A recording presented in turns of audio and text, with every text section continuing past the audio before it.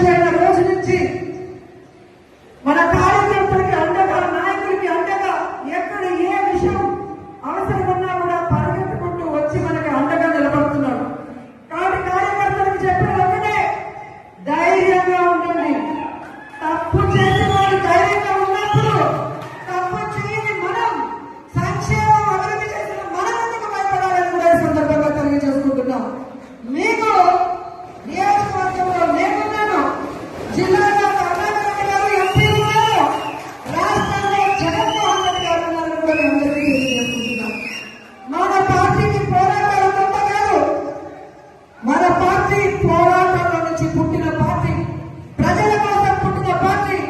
ఈ రాష్ట్రాన్ని అభివృద్ధి చేయాలి అని ఏ కలవైతే వైఎస్ఆర్ గారు కన్నారో వాటన్నింటినీ కూడా 60-70 సంవత్సరాలు ఈ ప్రజలకు అందుబాటులోకి రావాలి అని పార్టీ పెట్టి మీకోసమే ముందుకు నడిచిన జగనన్న పార్టీ, ప్రజల పార్టీ, మన పార్టీ. ఎందుకు నేను ఇంతగా చెప్తున్నానంటే, ఈరోజు జగనన్న అనుకున్నవన్నీ సాధించాడు. ఆయన బిజినెస్ మ్యాన్ గా సక్సెస్ఫుల్, ఆయన ఫ్యామిలీ మ్యాన్ గా సక్సెస్ఫుల్, ఆయన సీఎం గా సక్సెస్ఫుల్. ఇంకేం అవసరం ఉంది? కానీ రాష్ట్రంలో కూటమి ప్రభుత్వం వచ్చిన తర్వాత వాళ్ళు చేస్తున్న అరాచకాలు, విధ్వంసాలు చూసి మనని నమ్మిన కార్యకర్తని మనం కాపాడుకోవాలి, మన కోట్లేసిన ప్రజలకు మనం అండగా నిలబడాలన్న చిత్తశుద్ధితో ఆ రోజు నుంచి ఈ రోజు వరకు పని చేసుకుంటూనే వెళ్తున్నారు. అలాంటి వ్యక్తి కోసం మనం పనిచేయాలా వద్దా? మరి ఎవడో కేసు పెడతాడని ఒకడు, ఎవడో జైల్లో పెడతాడని ఒకడు, ఉద్యోగం తీసేస్తాడని ఒకడు, ఇలా భయపెడుతూ మనని ఇంట్లో కూర్చోబెట్టాలనుకుంటున్న కూటమి ప్రభుత్వానికి మనం చెప్పాల్సింది ఒకటే, నువ్వు కేసు పెడతావా పెట్టా, జైల్లో పెట్టా,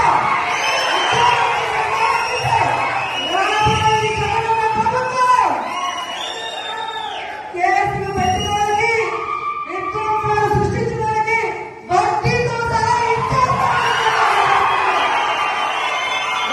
ఉద్యోగాలు పోయిన వాళ్ళందరికీ కూడా గుడ్ బుక్ లో పేరు వేసి వాళ్ళకు ఉద్యోగాలు వస్తాయి. ఎవరైతే ప్రభుత్వంలో ఇబ్బంది పడ్డారో ఆ ఇబ్బందుల నుంచి వాళ్ళకి బయటపడేసి వాళ్ళకి ఫస్ట్ ప్రయారిటీ ఇస్తామని కూడా ఈ సందర్భంగా తెలియజేసుకుంటున్నాం.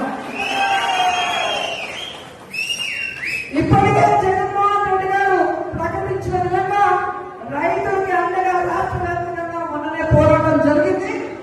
రేపు ఈ విద్యుత్ బిల్లుల పెంపు మీద రాష్ట్ర వ్యాప్తంగా నియోజకాల వారీగా ఉద్యమం జరుగుతుంది. అందరూ కూడా వచ్చి ఆ ఉద్యమంలో పాల్గొనాలని కూడా ఈ సందర్భంగా తెలియజేసుకుంటున్నారు. అలాగే జనవరి 3వ తేదీ విద్యార్థుల కోసం ఫీజు రియంబర్స్మెంట్ కోసం జగనన్న పిలుపునిచ్చాడు. అందులో కూడా మనం అందరం పాల్గొనాలి, ఈ ప్రభుత్వానికి బుద్ధి చెప్పాలని కూడా ఈ సందర్భంగా తెలియజేసుకుంటున్నాను. ఎందుకంటే మనం సైలెంట్ గా ఉంటే పచ్చ ఛానల్లో అబద్ధాలు చెప్పడం తప్ప ఇంకోటి చేయదు. ప్రజలు ఎలా ఇబ్బంది పడుతున్నారు, విద్యార్థులు ఎలా మోసపోయారు, మహిళలు ఎలా కన్నీళ్లు పెడుతున్నారో రాష్ట్రం అంతా తెలియాలి. ఒక ఉద్యమంగా ఈ కూటమి ప్రభుత్వాన్ని ముంచివేయాలని కూడా ఈ సందర్భంగా తెలియజేస్తున్నారు. ఈరోజు ఇంత వర్షంలో కూడా పార్టీ సర్వసభ సమావేశం అనగానే ఈరోజు ఒక్కొక్కరు జగనన్నకి మేమున్నామంటూ బయట వచ్చినందుకు మీ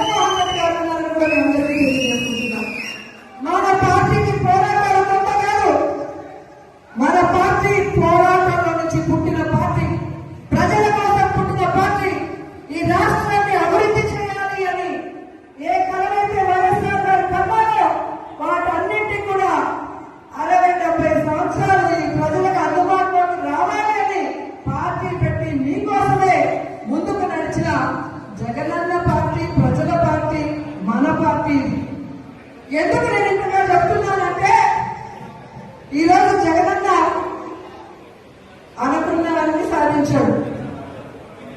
ఆయన బిజినెస్ మ్యాన్ గా సక్సెస్ఫుల్, ఆయన ఫ్యామిలీ మ్యాన్ గా సక్సెస్ఫుల్, ఆయన సీఎం గా సక్సెస్ఫుల్. ఇంకేం అవసరం ఉంది? కానీ రాష్ట్రంలో కూటమి ప్రభుత్వం వచ్చిన తర్వాత వాళ్ళు చేస్తున్న అరాచకాలు, విధ్వంసాలు చూసి మనని నమ్మిన కార్యకర్తని మనం కాపాడుకోవాలి, మన ఓట్లేసిన ప్రజలకు మనం అండగా నిలబడాలన్న చిత్తశుద్ధితో ఆ రోజు నుంచి ఈ రోజు వరకు పని చేసుకుంటూనే వెళ్తున్నారు. అలాంటి వ్యక్తి కోసం మనం పనిచేయాలా ఉంటాం.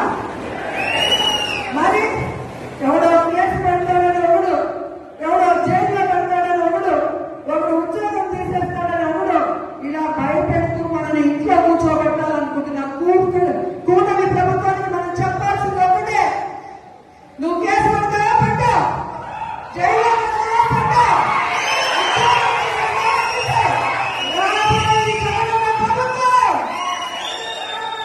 కేసులు పెట్టడానికి, విధ్వంసాలు సృష్టించడానికి వడ్డీతో సహా